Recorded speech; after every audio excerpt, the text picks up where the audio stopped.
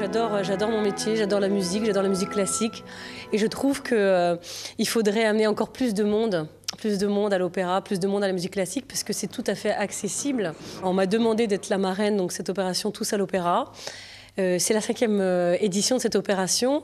Je trouve que c'est absolument formidable et génial de pouvoir un peu démocratiser l'opéra.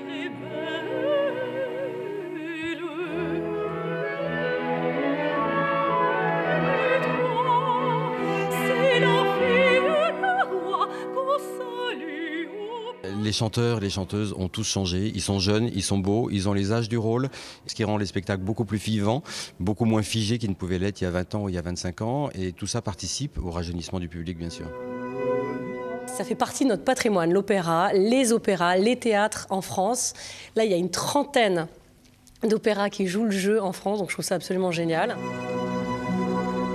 Moi, quand j'ai commencé à être chanteuse, j'avais personne dans ma famille qui était musicien ou chanteur, ou voilà. Et je me suis vraiment lancée dans cette aventure sans avoir tellement d'aide et sans tellement savoir à quoi m'attendre.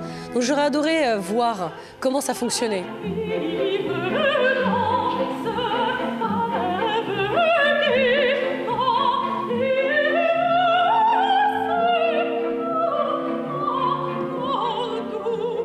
La puissance des instruments, quand il y a 60, 70 musiciens, je trouvais ça tellement beau.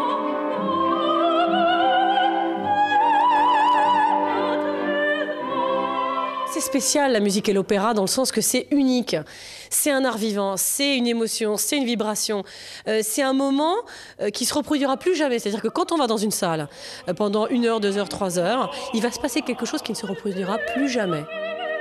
L'opération Tous à l'opéra est faite pour ça.